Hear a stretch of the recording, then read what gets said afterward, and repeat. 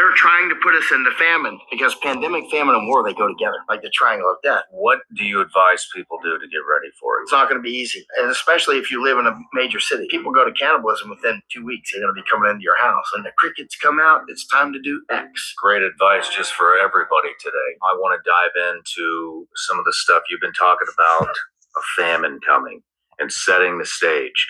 So I know this goes back to your time in the Netherlands. How does that tie in? Right, or actually, yeah, that's why I went to Netherlands.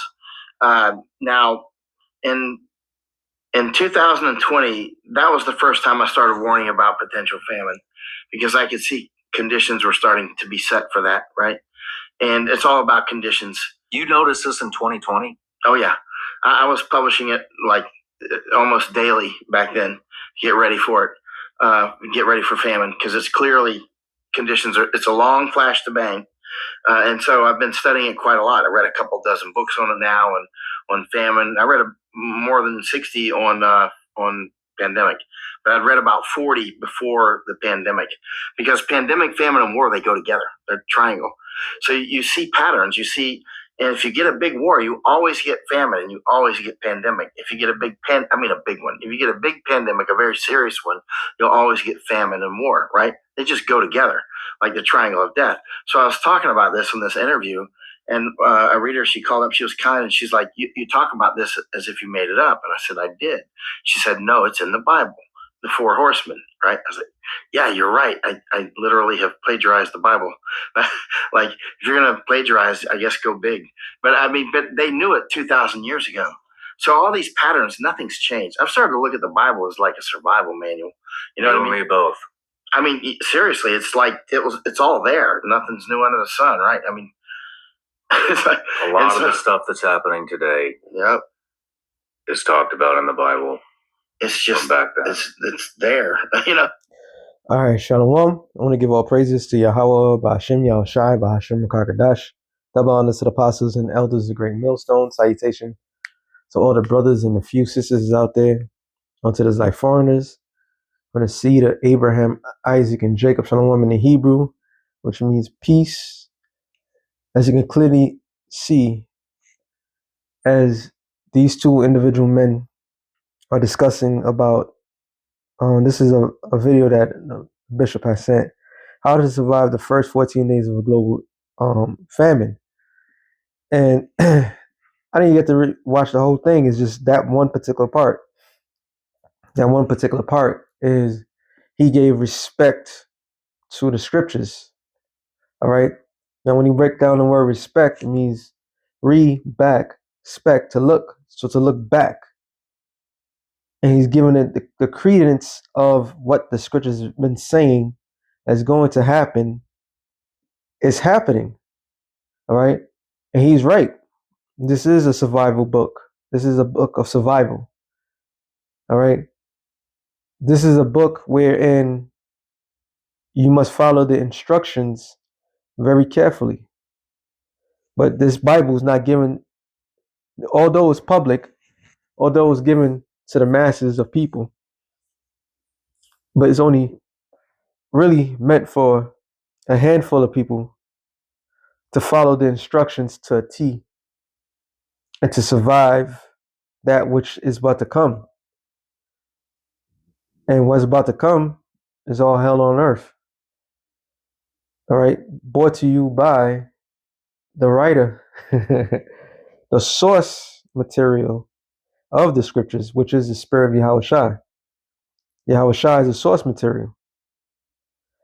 So for them to acknowledge the fact that this book that we hold so highly dearly, and we know is 100% correct, and now the world's starting to catch up, like, yo, this book been saying this.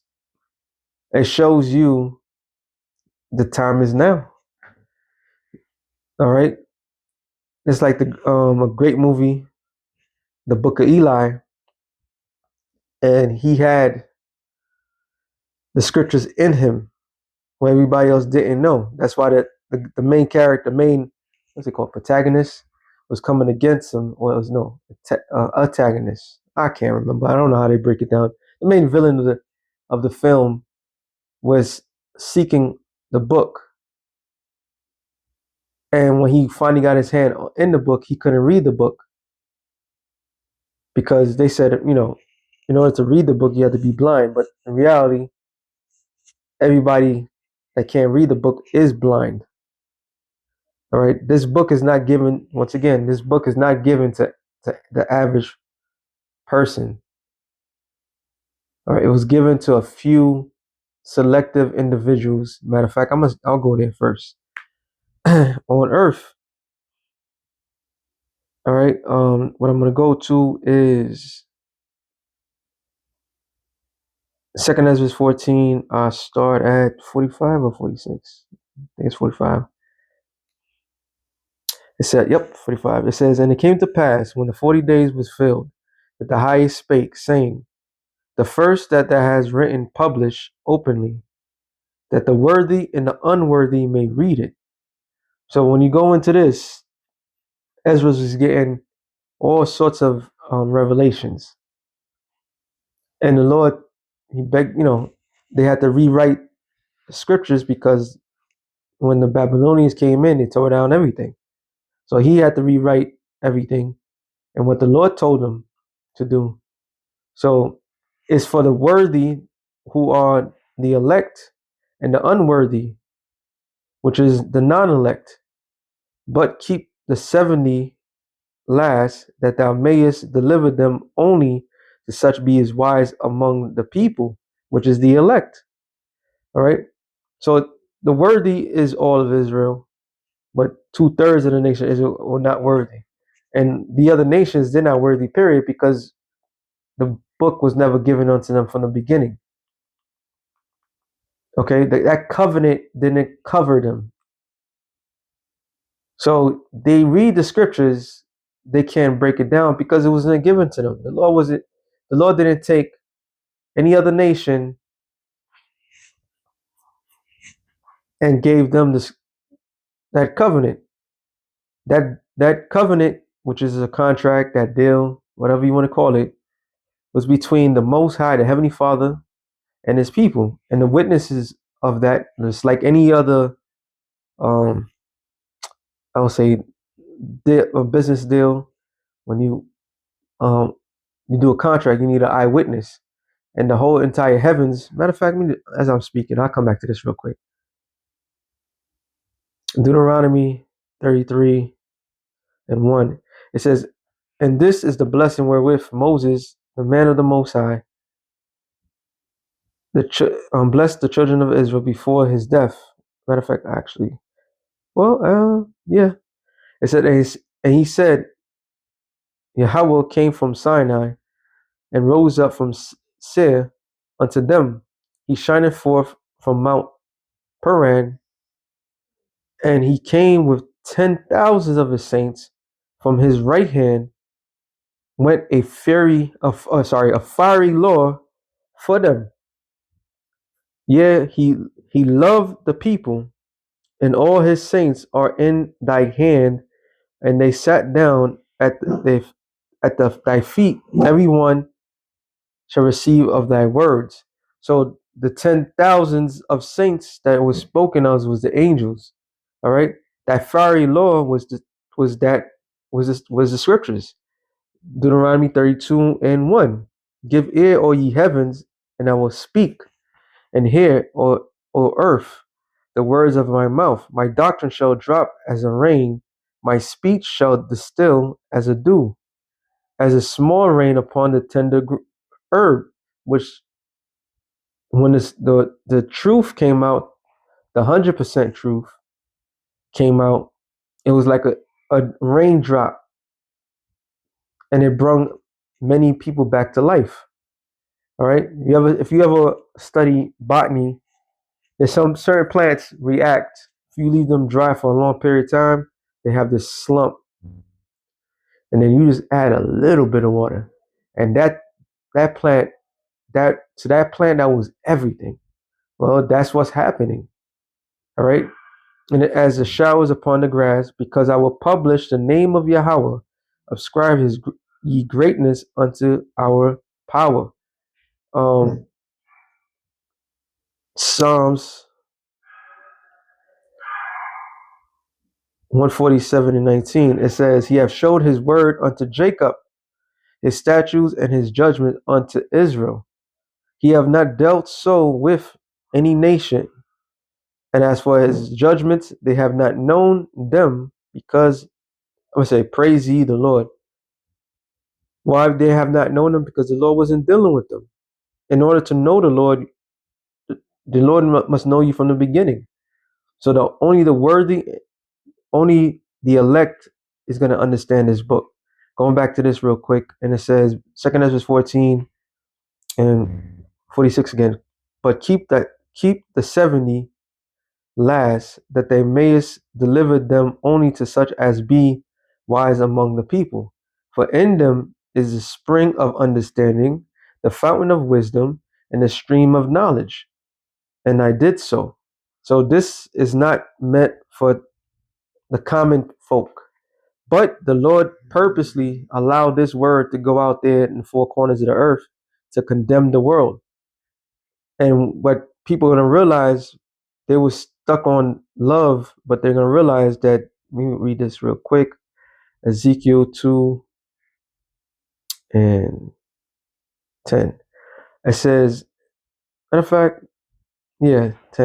And he spread it before me, which was what? The scriptures. All right. And back then it was a roll, and they didn't have chapters and so forth. Okay. And it says, and it was written within and without, and it was written therein lamentations, mourning, and woe. So this concept of God is love and the scriptures is all about love is absolutely incorrect. All right. Lamentations, let's look at a word out. Hebrew word is kwayana. Lamentations, dirgy, eliga. Let me look up the word.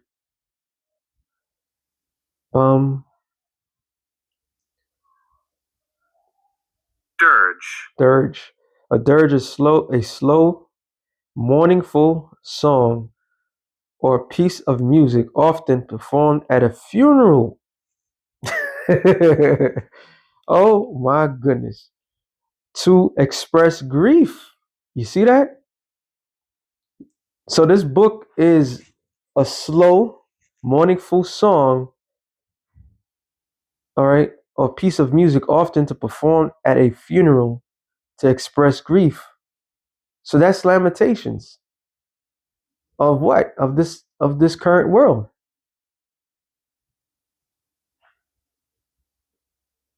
Wow, I did not. Let me see what the next one says. Oh, wait, me translate. I hate when it does.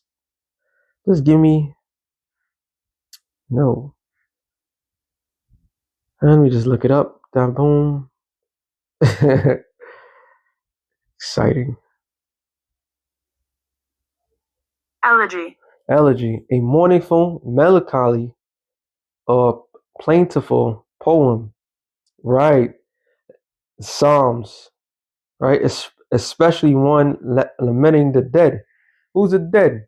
The dead Israelites. The only one that really ever mattered. All right. That's who the dead was. So this is a book of lamentations, right? Which we all know what mourning is. It says a grumbling, groaning, mourning, grumbling, groaning, a mourning, a sigh, a mourning, sighing, and woe, which is woe is synonymous with destruction. So this book is not about love. This book is about hardship. All right. This book is about a people. The only people that really matters, they're suffering and they come up. So that was heavy in itself. Isaiah 55 and 11. So shall my word be that goeth forth out of my mouth. It shall not return unto me void, but it shall accomplish that which I please, and it shall prosper in the thing whereto I sent it.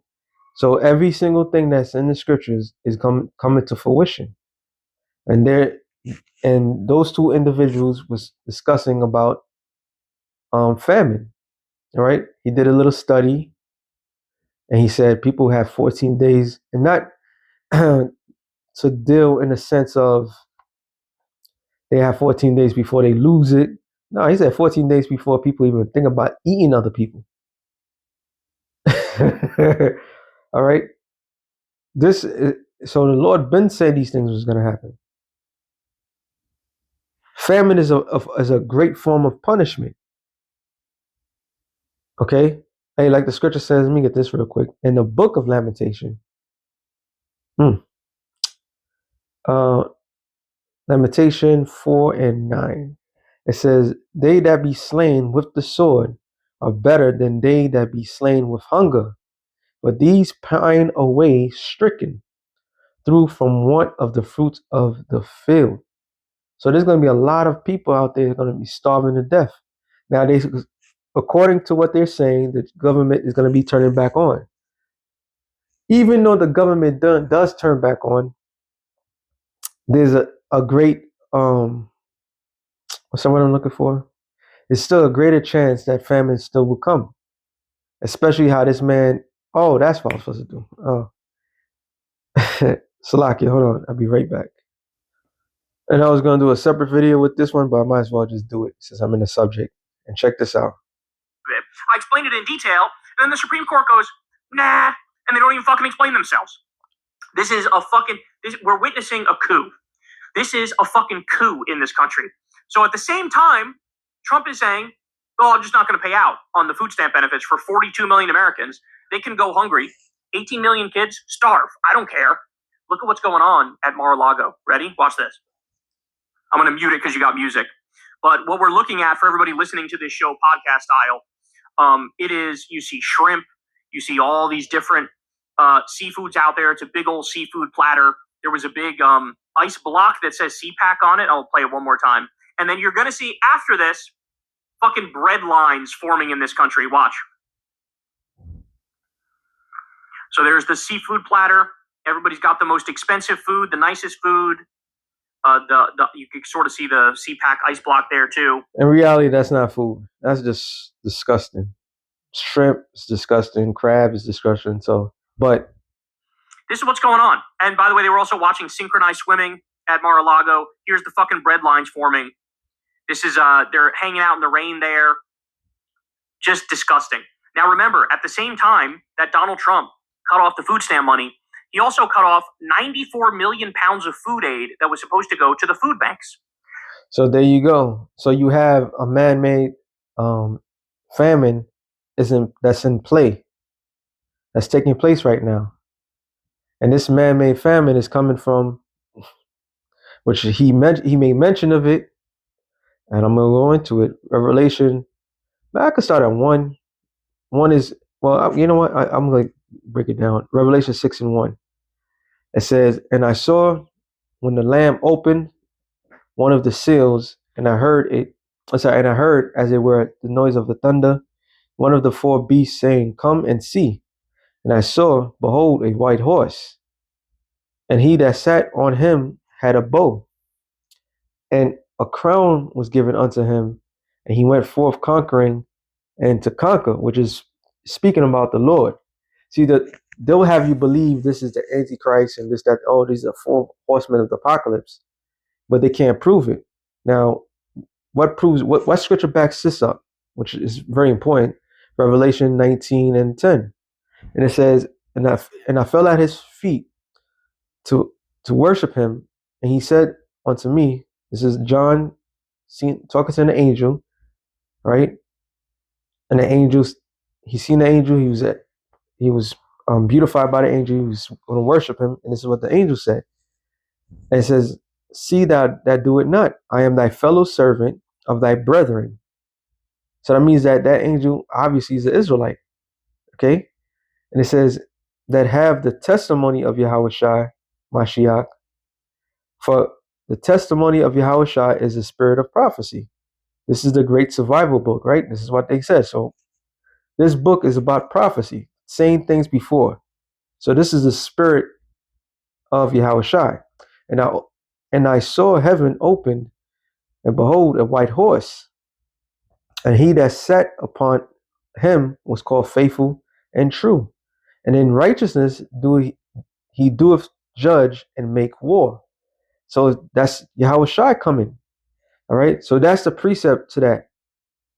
Don't listen to these other camps and try to tell you. I don't know what the hell they be trying to say. Sometimes it get to the point where it is what it is. But what this vision, before I continue, is showing is the events that's going to take place. The Lord is going to come to conquer what? All right. This is how you got to look at it. So he's seen an event of a conqueror coming to conquer, and it just broke it down. That is the Lord coming to conquer. But what is he coming to? Who he's going to take? Esau. All right. The scripture says what? Roughly, I'm just going to quote it. So from Abraham unto Isaac, when Jacob and Esau were born of them, Jacob held the hill of Esau. But Esau is the end of the world, and Jacob is the beginning of it that followeth.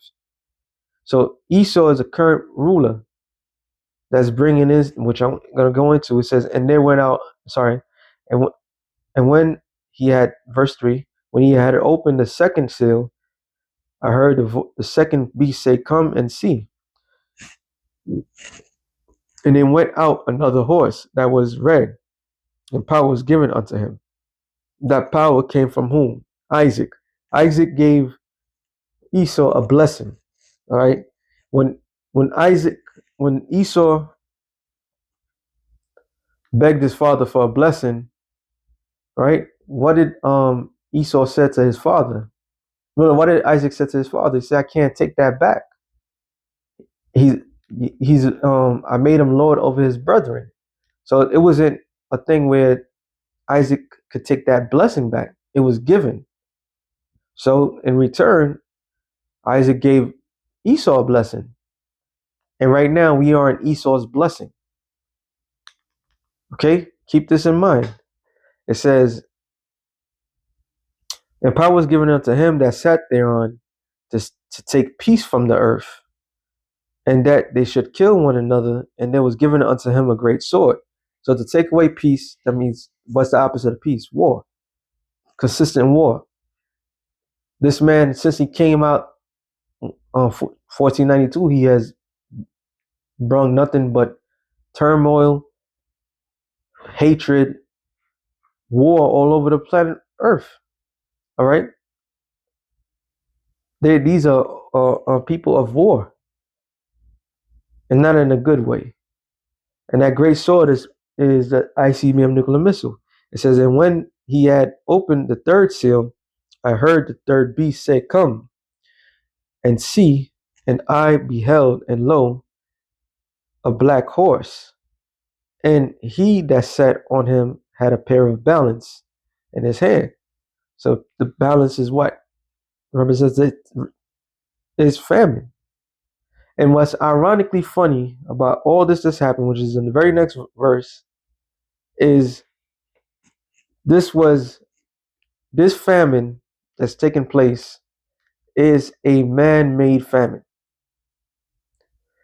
And they're telling everybody that they're causing this famine. Prime example, many, many years ago, after the quote-unquote pandemic was over, the organization known as the WHO, World Health Organization, they were stressing the point of famine. Oh, great famine is going to come. Because why? They planned to do this. And what proves that they're planning to do it, that they were doing this, it says that I heard a voice in the midst of the four beasts say, a measure of wheat for a penny, which penny in that time was a day's wages. All right. So you work. So imagine you working. Well, people don't get paid for the day that they work, but people get salary. So by the salary or weekly paycheck. So I was thinking about it. You will starve. Pretty much, you will starve to fucking death.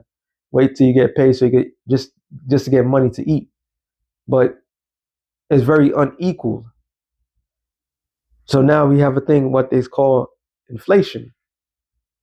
Okay, which ironically funny, the penny what John saw was the same penny that the Roman soldiers was getting paid, which represent the day wages. Matter of fact, let me go here. It says that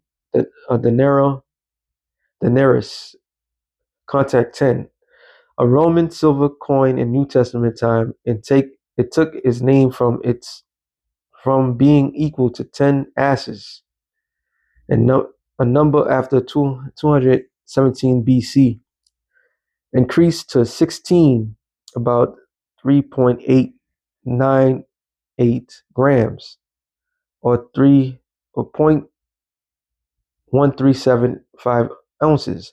It was a principal silver coin of the Roman Empire. From the from the parable of laborers in the vineyard, which is Matthew's 20 chapter. I love that one.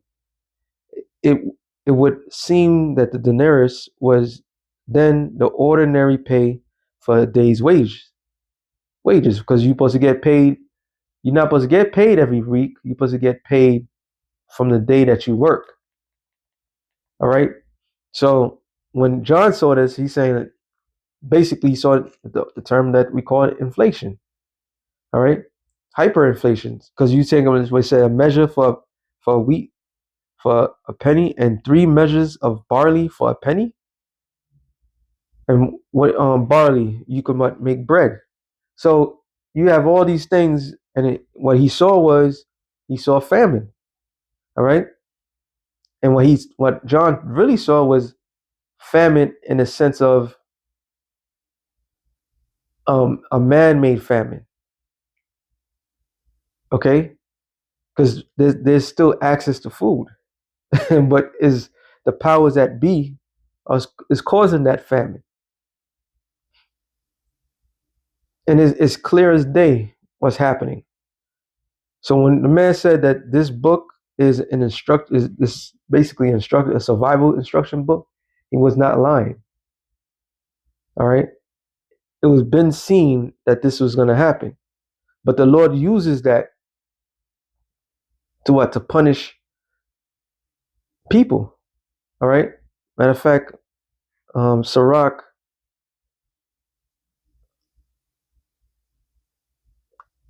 39 and 27, or was it 28? 28. There be spirits that are created for vengeance, which in their fury lay on sore strokes. In the time of their destruction, they poured out their force and appeased the wrath of him that made them. So despite everything that goes on, and you see physical men, there's a spirit behind that. All right? There's spirits behind everything. And it says fire and hell and famine and death, all these were created for vengeance. This is why it says right here, 2nd Ezra 8 and 50.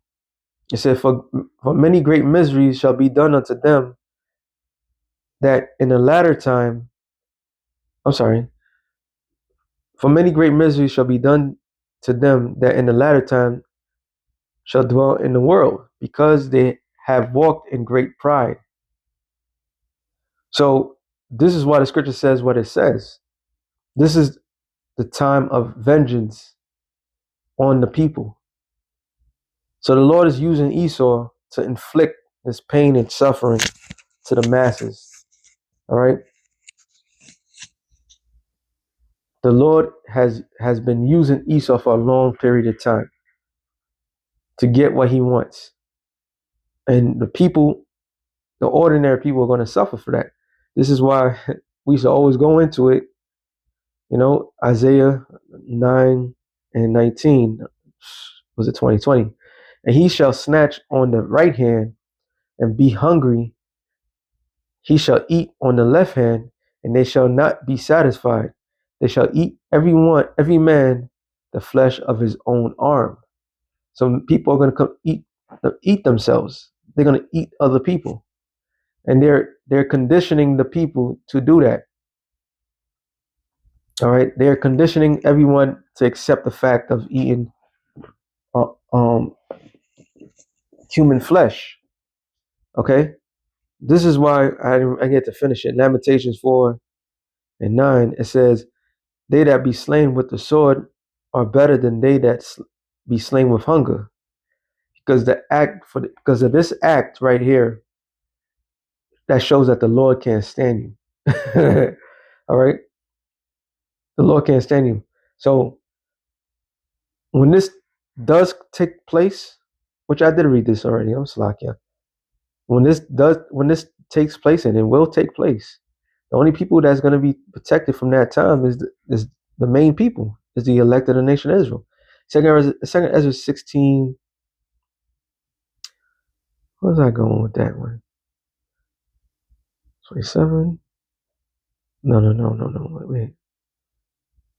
Second Ezra 16. Yep. Let me go up. 19 says, "Behold, famine and plague, tribulation." Let's break it down. What's famine? Lack of bread, right? Which the food that we eat is not even real food. So it's gonna you constantly feeling hungry.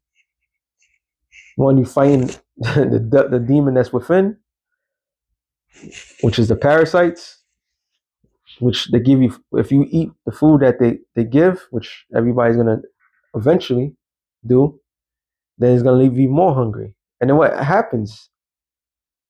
A plague. What is a plague? Diseases, germ warfare. Now, ironically, real quick, ironically, with this government shutdown, this whole situation with the government shutdown was about literally these two things. Well, that's what they say publicly. The two things. Oh, actually, all three of them. Wow, look at that. So it says, "Behold, famine, lack of bread." There's food there, but what do? The food, the actual food to help the people, the poor people, they remove that. They remove the food for the people. Okay, that's check, right? We see that long bread lines, and then they say that even the military. That's ironic too. Even the military, they had to go on long ass bread lines, and it's not just here in America. They had to go in the pantry in Germany, and it says and plague. So what's to combat a plague? Healthcare. So people had a choice between food or healthcare, and they caved in, and neither of these things was checked. But what they end up bringing, what they end up going to bring, tribulation, tough times. All right, they're bringing tribulation to everyone. This is in anguish, which is a natural feeling. All right, you feel defeated. Okay. Matter of fact, let me look up the word anguish.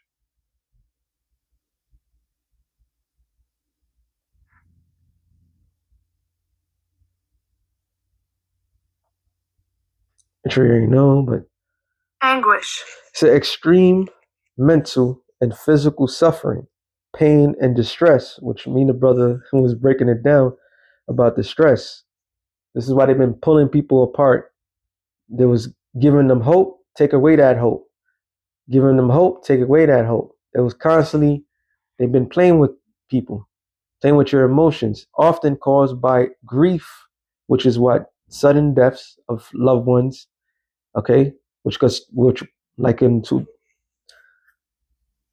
like 6 years ago, the pandemic, right? That's another form, loss or trauma.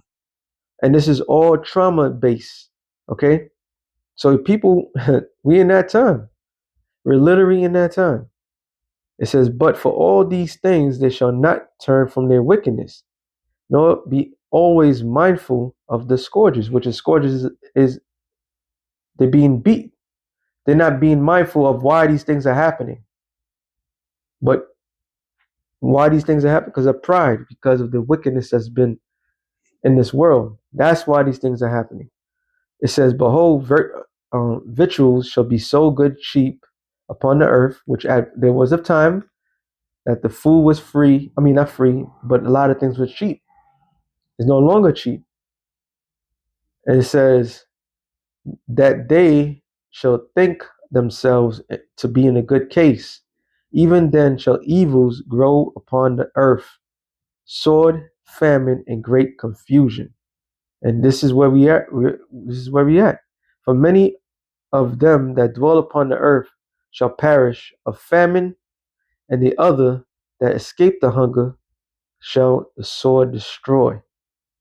So, hey, we're in that time frame, like the man said, but this book has been prepared us for these things to come. And the greatest preparation is good to have something at home, but the greatest preparation is in the trust in Yahweh Yahushua, which I'm gonna end it off on this. This goes for everybody. Nahum 1:7. The Lord is good in a stronghold in a day of trouble, and we are in a time of trouble. If anything to put your all to is Yahweh Bashem Yahushai, and He knoweth them that trust in Him.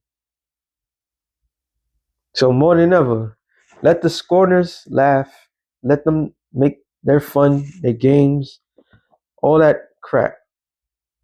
But the Lord knows who trusts in Him, and those that trust in Him. Matter of fact, let me end it off on here, which everybody should know.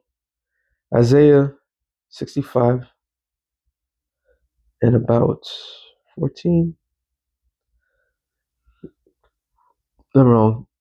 13. Therefore, thus saith the Lord, behold, my servant shall eat, but ye shall hunger.